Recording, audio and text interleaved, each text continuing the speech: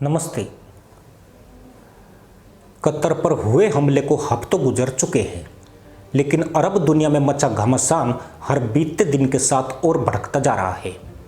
Israel को जैसे इसका कोई अफसोस नहीं है, बल्कि उसके तेवर और भी सख्त हो गए हैं। इजराइल की ओर से आए हालिया बयानों ने तुर्की में हलचल मचा दी है। दुनिया जानती है कि इजराइल हल्की फुल्की बयानबाजी के लिए नहीं जाना जाता। उसका इतिहास बताता है कि वह खामोशी से काम करता है और अगर सार्वजनिक तौर पर कुछ कह दे तो उसे हर हाल में पूरा करता है। यही वजह है कि जब इजराइल की तरफ से अगला निशाना तुर्की जैसा बयान आया तो अंकारा में खलबली मच गई। इजराइल की यह धमकी तुर्की के राष्ट्रपति रेसिप तैयब एर्दोगन तक को हिला चुकी है और पूरे मिडिल ईस्ट में यह सवाल उठ खड़ा हुआ है कि क्या अब नया मोर्चा खुलने वाला है? क्या गाजा से शुरू हुई आग की चिंगारी यूरोप तक पहुंच चुकी है? क्या अब खलीफा के ख्वाब देखने वाले एर्दोगन की खलीफागिरी खतरे में है? इसी पृष्ठभूमि में अब मिडिल ईस्ट का हर देश भी अपने पत्ते खोलने के लिए मजबूर है। और इसी के साथ सबसे बड़ा सवाल, क्या अमेरिका और नाटो तुर्की के साथ खड़े होंगे या इजराइल को खुला मैदान दिया जाएगा? क्या पाकिस्तान तुर्की की मदद में आगे बढ़ पाएगा या सिर्फ बयानबाजी तक सीमित रहेगा? और अगर यह टकराव सच में युद्ध में बदल गया तो उसके नतीजे क्या होंगे? क्योंकि इजराइल जिस खून के घूंट को अब तक पीता आया है, जब उसे उगलेगा तो धमाका मामूली नहीं होगा। इन सवालों ने इस समय पश्चिम एशिया की राजनीति को आग की तरह घेर रखा है। कतर पर इजराइल के हमले ने पूरे खेल को बदल दिया है। अमेरिका जो हमेशा कतर के साथ खड़ा दिखता था, इस बार चुप रहा। यह चुप्पी तुर्की के लिए सबसे बड़ा झटका बनी। अगर इसे समझना है तो हमें पिछले कुछ वर्षों की कहानी को देखना पड़ेगा। तुर्की और इजराइल के रिश्ते हमेशा उतार चढ़ाव भरे रहे हैं। एक दौर में दोनों देशों के बीच मजबूत सैन्य और आर्थिक संबंध थे। तुर्की ने इजराइल को मान्यता देने वाले शुरुआती मुस्लिम देशों में जगह बनाई थी, लेकिन सीरिया युद्ध और फिलिस्तीन मुद्दे पर दोनों के बीच तनाव गहराता चला गया। कतर पर हमला तुर्की के लिए एक चेतावनी जैसा है, क्योंकि कतर तुर्की का करीबी साझेदार है। तुर्की के कई सैनिक अड्डे कतर में हैं। अगर इजराइल कतर में इतनी आसानी से हमला कर सकता है तो तुर्की पर हमला असंभव नहीं दिखता।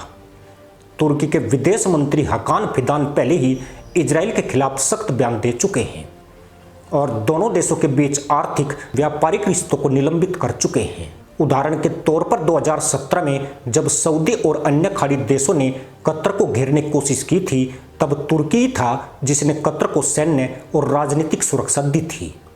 आज वही कतर इजराइल के निशाने पर है और तुर्की ऐसा ही खड़ा है। यह उदाहरण तुर्की की मौजूदा दुविधा को समझने में मदद करता है। तुर्की और इजराइल के बीच असली टकराव सीरिया और पूर्वी भूमध्य सागर में है। इजराइल सीरिया में संघीय ढांचे या अलग अलग स्वायत्त क्षेत्रों का समर्थन करता है, जबकि तुर्की नई सीरियाई सरकार के साथ खड़ा है। सीरिया तुर्की के लिए इसलिए भी अहम है क्योंकि लाखों सीरियाई शरणार्थी तुर्की में हैं और तुर्की चाहता है कि सीरिया स्थिर हो ताकि शरणार्थी लौट सके। अब सबसे बड़ा सवाल, अगर इजराइल तुर्की पर हमला करता है तो क्या नाटो आर्टिकल 5 के तहत तुर्की की रक्षा करेगा? आर्टिकल 5 कहता है कि अगर किसी नाटो सदस्य पर हमला होता है तो सभी सदस्य उसकी मदद करेंगे, लेकिन इजराइल नाटो का सदस्य नहीं है और अमेरिका इजराइल का सबसे बड़ा समर्थक है। इसलिए नाटो के अंदर गहरी दुविधा है। अमेरिका की चुप्पी तुर्की को सबसे ज़्यादा परेशान कर रही है। तुर्की के विशेषज्ञ मानते हैं कि अगर इजराइल हमला करता है तो अमेरिका तुर्की का साथ नहीं देगा। इसका मतलब तुर्की को अपनी सुरक्षा खुद करनी होगी। यहीं आता है पाकिस्तान का भी नाम। तुर्की और पाकिस्तान के रिश्ते हमेशा खास रहे हैं। तुर्की ने कश्मीर मुद्दे पर पाकिस्तान का खुलकर समर्थन किया है। पाकिस्तान ने भी तुर्की को नौसैनिक टेक्नोलॉजी और डिफेंस कोऑपरेशन में साथ दिया है।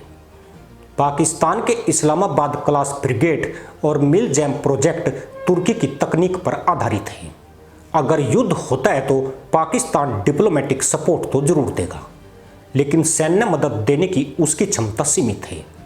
पाकिस्तान की अपनी अर्थव्यवस्था और राजनीतिक अस्थिरता उसे रोक सकती है।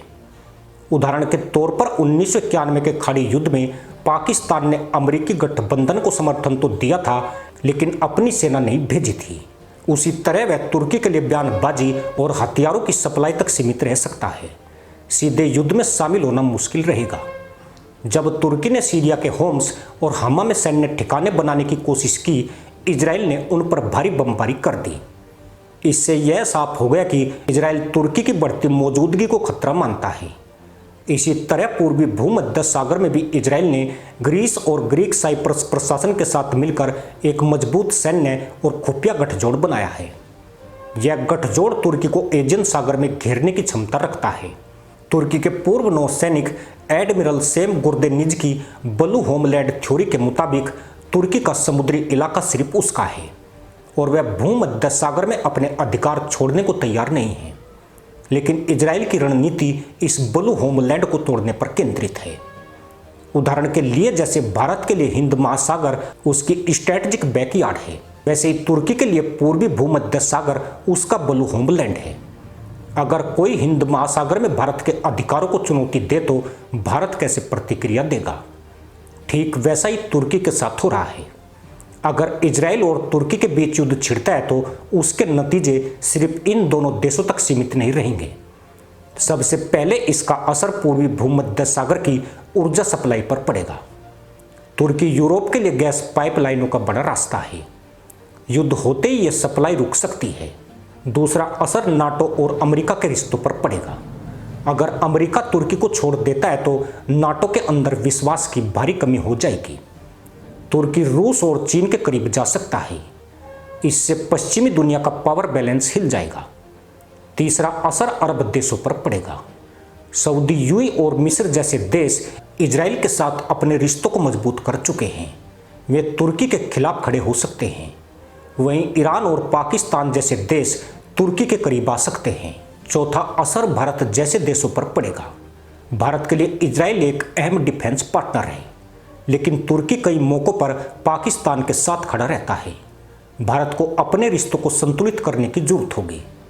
उदाहरण के तौर पर 1973 के अरब इजराइल युद्ध के समय तेल संकट ने पूरी दुनिया की अर्थव्यवस्था को हिला दिया था। वैसे ही अगर तुर्की इजराइल युद्ध हुआ तो ऊर्जा संकट, हथियारों की होड़ और शरणार्थियों की नई लहर पैदा हो सकती है।